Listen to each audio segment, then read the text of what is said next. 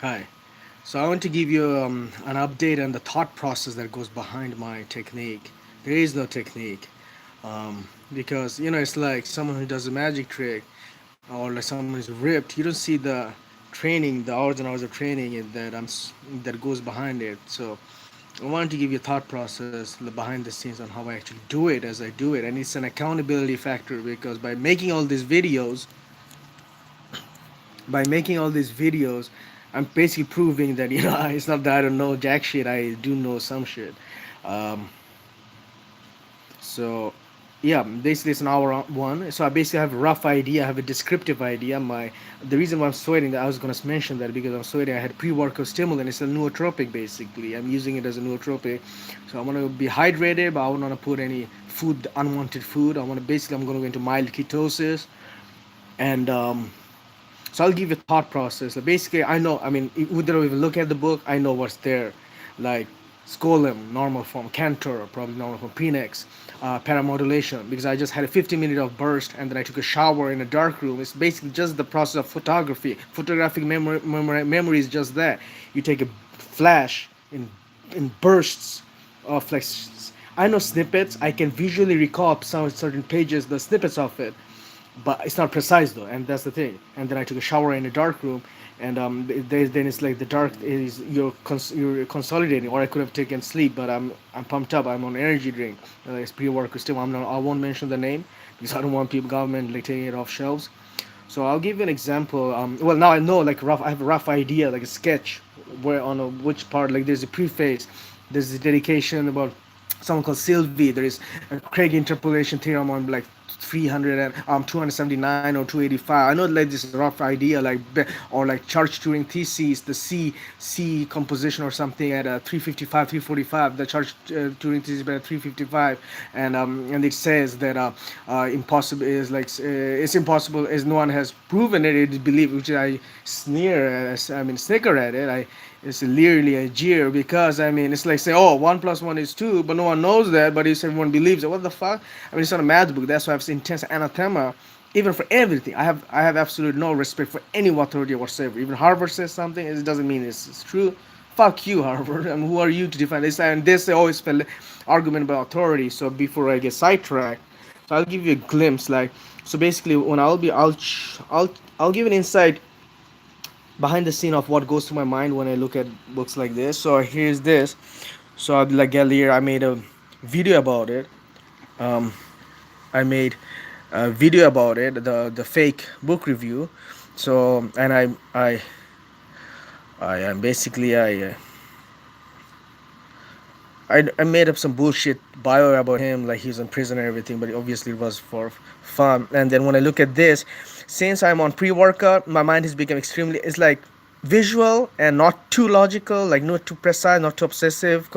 So when I look at this, I think of a scale, and I know, okay, there's the scale symbol here. It's just a rough idea. Before I used to shy away from the descriptive notations and imagery. Now when I look at this, it could be some like battlefield, or like here this, like, okay, I know this from because I took symbolic logic in college. It's not entirely foreign because it's not like, because I spend a lot of times on YouTube. I'm on Wikipedia, like blasting through all this Koenig's lemma and Hansen's lemma, Hintica, and all these things.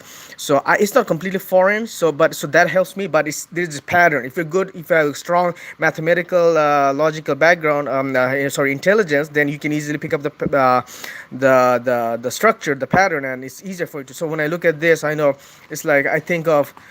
I try not to censor or restrict or use an internal filter to censor my thoughts out. So when I look at the whole thing, like there's this string of magnetic string, someone's holding it. So I know that magnetic shit is right there.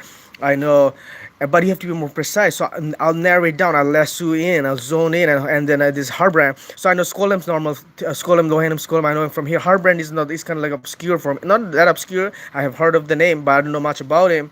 So and then here's this, which is like this behemoth like structure, abstract structure.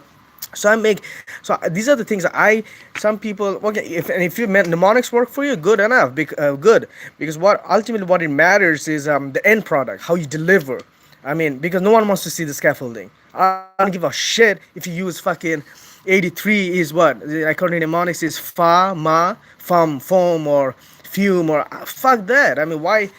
Why not bypass the whole scaffolding? Because no one's gonna be impressed if you with your mnemonic tricks. People want to see if you can actually fucking memorize, deliver or not. Does deliver the end product or not? And so I'll be like, okay, there's a computer program here, and there's this double substitution I read somewhere, which is like not double substitution, do substitution, but in my mind it's like double substitution. What if there was a function called double substitution, and there is this procedure search? So, and that stands out. So basically, just have a rough idea, and I can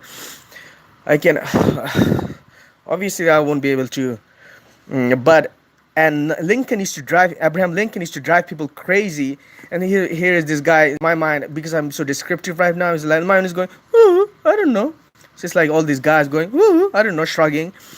So as I was saying, and here and this that's from propositional logic. So I know that from, but you still have to know what's on page, but not what the shit of the content is on page. It's not just like, oh, I know propositional logic, but that helps me because it's not completely unfamiliar.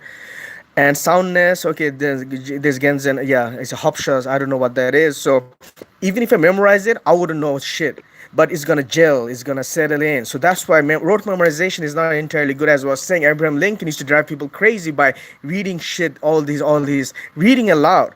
So basically you have to know it, and that's why, because I make all these videos and make an ass out of myself and embarrass myself, I know my the you know the I kind of cutting through the comfort zone area, that I'm not afraid to make a douchebag out of myself. And that's good, because many people will know the stuff but they won't be able to articulate, or be stuttering, because just like me, because we are shy, and public speaking after all is a, either like it or not, this is public speaking. You're making an ass out of yourself in front of the internet.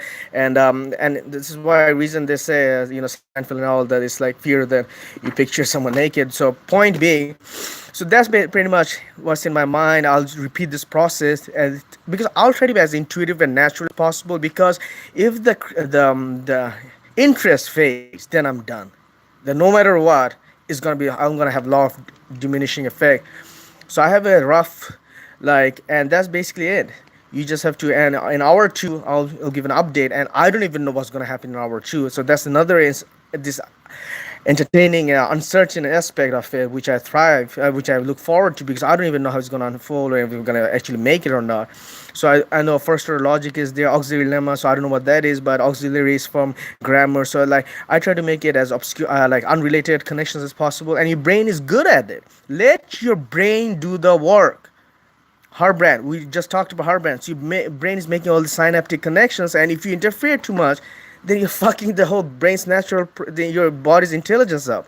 And just let it do its work. It's like, how do you learn and ride a bike? You just do it. I mean, yeah, you use training pool and learn peak swimming, and I actually did that, but my swimming is not that good. But that's not the point. And there's this problem. Hintika says, I know Hintika because I just know him. He's like Swedish, I think, or like Finnish, I think. So you just make all these mental notes, bookmarks, and there's this monolithic structure right here.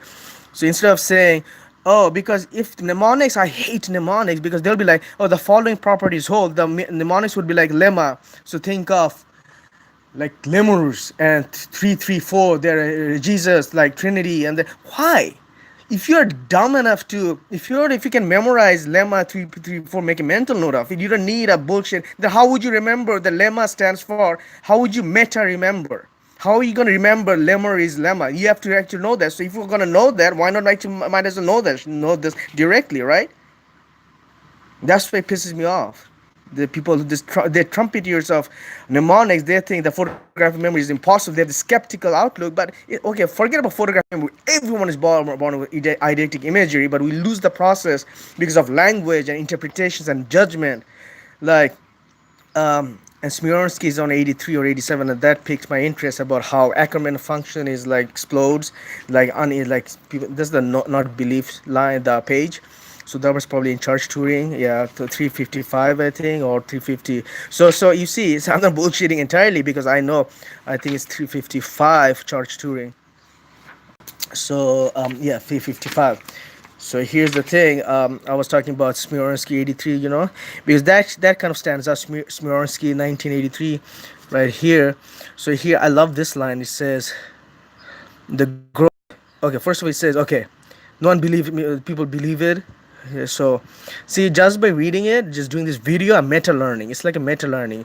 Believe it, like most research in the field. I mean, for fuck's sake, it's full of bullshit. But before I used to censor my judgments, but you gotta judge, and if you're the more volatilely angry at this, the more because memory, your limbic system. Everyone knows what happened on 9/11, right?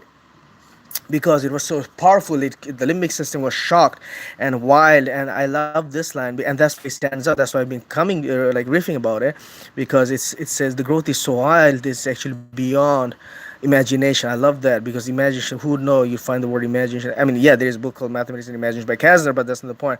So this piqued my interest. Mironsky, it talks about Ackermann function, partially recovery function, primitive recovery function, recursive function. There's the Ackermann function, right? The form, basically it's like a form, and I love it. I love the book, and but I have some incisive critique about it, but it's because it's bullshit. People are plucking shit out of their ass and just make it like, first here it says, because before I used to sorry, I censor myself, but I don't do that anymore, and that actually helps, aids me. It's a catalyst to, and now I know you cannot miss this. So there's this weird map structure there. So it's like logic is concerned mainly with two concepts, truth and probability. That's like me say, oh, Quetzalcoatl is concerned mainly with two concepts, truth and, I don't know, mythology. Duh. I mean, it's a circular, entire logic, mathematics, language. Our whole system is tautological. You're in the system. You're trying to define the system. You have to extrapolate and interpolate out of the system. And so it's mathematics, logic. These are faith. These are some people got together and say, okay, we believe it. With this a theory. I mean, come on. So before I used to not let my agitation get in the way, but now I use that. Like, I mean, I know I'm pissed about it just because I read that sentence angry. Now I know the logic is concerned with mainly two concepts, truth and probability. So don't fight your natural emotions, your emotional tendency. Just learn to work with it. And I think I'll end on that note.